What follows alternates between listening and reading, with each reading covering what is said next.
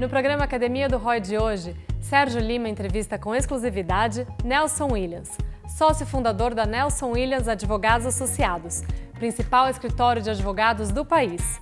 Acompanhe também a nossa agenda de eventos e todas as notícias do programa acessando a página www.academiadoroi.com.br. Pessoal, bem-vindos a mais uma Academia do ROI. Hoje eu recebo aqui, e na verdade ele nos recebe, Dr. Nelson Williams, CEO e fundador do maior escritório de advocacia do Brasil. Dr. Nelson, muito obrigado. Uma satisfação, Sérgio. Prazer tê-lo conosco aqui na Academia do ROI. Muito obrigado. Dr. Nelson, eu tenho muitos amigos advogados, inclusive alguns que são sócios do seu escritório, e me falam muito bem da sua trajetória, né? Eu queria que o senhor contasse para a gente um pouquinho dessa trajetória, e uma coisa que me chama muita atenção é a idade. Com 47 anos, bem jovem, ser o CEO do maior escritório de advocacia do país. Bom, logicamente é uma honra para mim, hoje a posição que nós ocupamos. E tão jovem, não diria assim, né, Sérgio? Jovem, tão jovem eu era quando tinha 30 anos. Porque eu já escutava falarem assim para mim, nossa, mas você é tão jovem. E hoje já diria assim, nós estamos na fase adulta. E na fase adulta a gente já se nivela a todos. Mas é sempre uma honra estar aqui, poder falar um pouco da trajetória do escritório. O escritório completará agora, no começo do próximo ano, 20 anos. Tá? Nossa atividade, diria que 90% é voltada para o segmento empresarial. Tem uma peculiaridade, uma história muito interessante, porque eu inicio o escritório praticamente do zero absoluto. Eu costumo dizer zero absoluto porque eu brinco que eu levei um ano para chegar no zero. Né? Eu começo, quando eu iniciei minha carreira, nem carro eu tinha. Eu trabalhava de ônibus, né? Eu pegava um circular, parava em postos de combustível e muitas vezes pegava cheques para fazer cobrança do escritório. Na época não tinha ainda o juizado especial, quer dizer, a cobrança era feita por telefone e por mim mesmo. Eu levei um ano para comprar meu primeiro veículo. E aí, lógico, era um veículo simples, muito modesto, mas para mim significava muito, foi meu primeiro carro. E eu costumo colocar isso como marco zero. Antes dele, eu costumo dizer que eu estava no negativo. Boa. E quais são as áreas de atuação do escritório? Hoje é um escritório full service, praticamente todas as áreas do direito, principalmente do direito empresarial, nós estamos atuando. E trabalhamos através de núcleos, né? São vários os núcleos de atuação, são vários os sócios, cada um responsável por um núcleo, ou vários sócios responsáveis por núcleos, né? Então hoje praticamente todas as áreas de atuação voltado para o segmento empresarial nós temos atuação. Mas iniciaram no tributário, né? Não, no começo, quando eu inicio a carreira, logicamente, como a maioria dos advogados que inicia a carreira por conta própria, a gente fazia praticamente o básico, né? Civil, trabalhista, um pouco de criminal. E logo depois eu iniciei na área tributária. Fiz especialização aqui em São Paulo, eu inicio a carreira no interior, eu me formo em Bauru, na Instituição Toledo de Ensino, isso em 1993, começo em 1994. As atividades, esse escritório ele foi fundado em janeiro de 99. Eu comecei a atividade primeiro em várias áreas e depois me especializei em direito tributário. Com o direito tributário nós expandimos a estrutura, acabamos alcançando praticamente o país todo, todas as capitais, e depois foi uma consequência natural, outras áreas de atuação, outros profissionais vieram e foram agregando ao time, né? Isso é uma equipe. Agora você pode ter acesso a todo o conteúdo da Academia do ROI através dos nossos cursos. Como ser um profissional de marketing digital, torne-se um consultor de marketing digital e como montar sua agência. Mais informações, www.academiadoroi.com.br. Acessa lá. Pode citar alguns clientes do escritório para a gente? Tem alguns clientes, eu vou citar aqueles que são mais notórios e também são informações públicas, né? Afinal de contas, basta uma breve consulta no site dos tribunais. Nós advogamos Banco do Brasil, os grandes bancos, Bradesco, prestamos serviço já para o Itaú, Santander, prestamos serviço para a Ambev. Hoje nós temos, salvo engano, 17 mil clientes, pessoa jurídica. É uma quantidade, nossos números são bem superlativos. Por quê? Porque em cada capital do país nós temos uma estrutura própria, é uma filial. Nós hoje estamos aqui na Matriz e são 29 unidades, chegamos a ter 45. E depois, por uma questão de estratégia e também por ser mais prático, nós concentramos mais nas capitais. Então, além de atender esses clientes que têm atendimento, que têm uma dimensão nacional, né, ou atuação nacional, nós também atendemos em cada estado da federação as principais pessoas jurídicas daquele estado. Se você falar Roraima, os principais clientes de Roraima, as principais empresas de Roraima são clientes nossos. No Amazonas isso se repete no Rio Grande do Sul, Rio Grande do Norte, Acre. Então é uma estrutura muito grande, exatamente porque estamos presentes em todo o território nacional com estrutura própria. Em cada estado da federação nós temos um sócio local, que responde pela filial, cuida da filial, tem uma autonomia administrativa e técnica para cuidar. Então isso acaba dando para nós um diferencial, que é exatamente atender com uma própria estrutura. Eu costumo, desde o início eu sempre disse, em Roma como os romanos. Eu não posso ter na Bahia um advogado que não seja um baiano ou alguém que more na Bahia, né, que mora em Salvador, no caso. Eu não posso ter um advogado em Manaus que não resida em Manaus, que não conheça a realidade local. Em Roma, como os romanos. Em cada estado da federação, em cada capital dessa que temos no escritório, nós temos um sócio que é local, que atua e cuida do escritório ali daquela região. E certamente isso é um dos segredos do sucesso do Nelson Williams. Eu diria que não é nem tanto, Sérgio, nem é segredo, né? Isso eu diria que é nosso grande diferencial, esse tamanho dessa estrutura. Por quê? Quando nós expandimos a nossa estrutura para todas as capitais do país, o que eu pensei? O sonho do jurídico de qualquer grande companhia que terceiriza serviços jurídicos é ter a menor quantidade de escritório possível prestando serviço. Se nós dessemos a este colega que cuida do jurídico dessa grande companhia uma estrutura linear, norte, sul, leste, oeste, com atendimento padrão, nós seríamos muito bem aceitos pelo mercado jurídico, principalmente aquele que terceiriza o serviço. E acabou acontecendo isso. A primeira grande companhia que realmente abraçou essa nossa proposta foi a Ambev, que eu posso citar aqui, e graças a Deus e ao talento e dedicação dos profissionais, tem sido uma parceria muito bem sucedida. E quantos colaboradores o Nelson Williams tem hoje? Hoje, direta e indiretamente, nós somos quase 3.000 pessoas. Tá? São 1.000 e... Eu costumo dizer, às vezes, quando eu arredondo o número, pode ser que eu esteja arredondando para cima ou para baixo, mas cerca de 1.500 profissionais, 1.300, tem uma oscilação aí, e direto e indiretamente nós somos em quase 3.000 pessoas. Vou entrar numa seara um pouco polêmica, porque o mercado está falando muito, né, sobre a eleição, sobre o novo momento do país. Quais são as suas expectativas, já que conhece muito bem tanto empresas do setor público quanto do setor privado e com certeza muito bem relacionado. Quais são suas expectativas para 2019 com o novo presidente? Sérgio, as expectativas são as melhores possíveis. Nós tivemos aí vários anos de estagnação e o que a gente observa é que o motivo dessa estagnação era uma questão política. Porque, teoricamente, nosso país é um país próspero, é um país de pessoas trabalhadoras, de pessoas inteligentes, capacitadas, e, de repente, nós nos vimos como que se houvesse uma âncora jogada ao mar e nós estivéssemos arrastando esta âncora. E esta âncora é exatamente a crise política pela qual o país passou, né? E agora, com a eleição, né, que acabou de ocorrer, e com os novos eleitos, tanto o governo, deputados, senadores e o próprio presidente da República, a tendência, acredito eu, que seja aliviar essa questão e, novamente, o Brasil voltar a crescer, que é o que nós estamos precisando. Estamos precisando um pouco de paz política.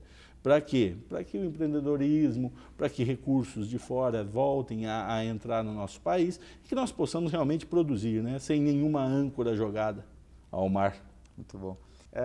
E a gente estava falando a respeito da crise e a expectativa do próximo governo, né? A crise econômica que a gente atravessou, e a expectativa que vem atrelado ao novo governo.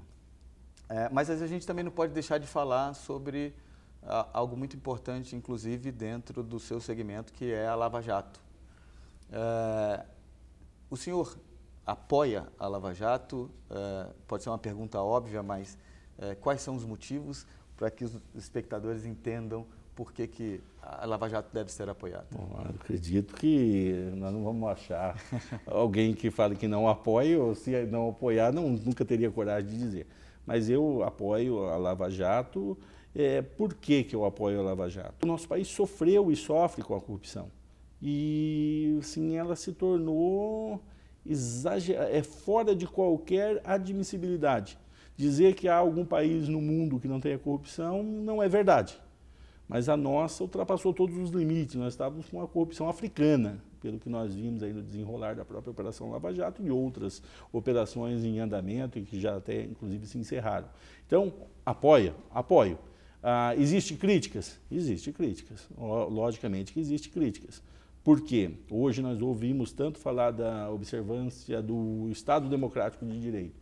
E o Estado Democrático de Direito não deve ser observado apenas pelo novo presidente, que eu percebo que de tanto falarem que realmente há um grande temor, me parece, com relação ao novo presidente obedecer o Estado Democrático de Direito. Mas não é só o novo presidente que deve obedecer o Estado Democrático de Direito. O Judiciário também deve obedecer. Então não é apenas um poder da República, não é apenas o Executivo ou apenas o Legislativo. O Judiciário também. E é em cima disso que nós trabalhamos com a segurança, chamada segurança jurídica. Então, houve alguns excessos? Houveram alguns excessos. Foram corrigidos? Alguns foram corrigidos. E a gente espera que continue, lógico, que sempre com a maior quantidade de acerto. Então, sou favorável à Operação Lava Jato, como sou favorável a que continue apertando essa questão do combate à corrupção, porque a corrupção é um problema que afeta o país todo, né? Não é porque eu não faço parte daquela cadeia que foi desmembrada, mas de uma maneira ou de outra nós indiretamente pagamos por isso, pelo preço da corrupção. Então, torcemos para que continue, torcemos para que novos mecanismos venham, torcemos para que diminua e que o país possa realmente encontrar o seu rumo. E na questão de segurança, porque eu sei que vocês também atuam defendendo delegados da Polícia Federal, né? Eu não sei se outros militares, mas na questão da segurança e a expectativa da mudança agora na forma de gestão da segurança do país. Também o senhor consegue enxergar alguma mudança nesse sentido? Nós advogamos para a Associação dos Delegados da Polícia Federal, salvo engano, desde 2010 ou 2011, não me recordo certinho a data do início. Então, toda vez que um delegado da Polícia Federal tem algum problema e procura a sua associação de classe, algum problema jurídico, esse problema é encaminhado para nós e acaba sendo nós que damos essa assessoria em todo o território nacional.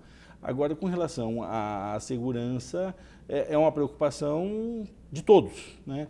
A segurança ela afeta indiretamente ou diretamente a todos. Nós vemos o estado do Rio de Janeiro, que ultrapassou todos os limites do razoável, é um estado hoje sob intervenção, e mesmo assim a gente continua vendo cenas de violência na rua. E hoje o que a pessoa mais quer, Sérgio, é segurança. A segurança é a palavra. O empresário, ele quer segurança. Segurança para quê? Segurança jurídica para investir, segurança política para poder investir. O que o cidadão quer? Segurança ao andar na rua, segurança quando ele vai ao seu lazer. Então, lógico, eu acredito que essa palavra é a palavra-chave. Todo mundo quer segurança, ninguém quer ficar inseguro com o futuro. 2019 está começando um novo tempo, né? Uma nova gestão. E todos, você percebe que há uma preocupação com a segurança, sim, inclusive com a segurança jurídica, então, a segurança do Estado Democrático de Direito. Eu acredito que essa é a palavra. Eu acho que tem em todos os aspectos. E segurança, né? A gente tendo isso, com certeza a gente sim vai ter um país muito melhor. Exato. Falar um pouquinho de gestão, porque nosso programa chama-se Academia do ROI, porque é retorno sobre investimento. Perfeito. Como que é gerir 1.500 colaboradores, tantos escritórios, e tomar a decisão de escolher o sócio certo em cada lugar? Bom, dizer que é só competência não é verdade. Lógico que você tem uma boa dose de competência e também é necessário, eu costumo brincar, que uma boa dose de sorte também. Agora, isso tudo só é possível, Sérgio, por causa da tecnologia. Hoje, a maioria, grande parte, quase todos os tribunais já estão informatizados. Hoje existem bons sistemas de controle de gestão, controles administrativos, controles de processos. Então, eu atribuo isso, lógico, a uma grande equipe que trabalha com extrema competência, mas o que possibilita a existência da Nelson Williams hoje é a tecnologia. Se não houvesse tecnologia, nós não teríamos condições de abraçar.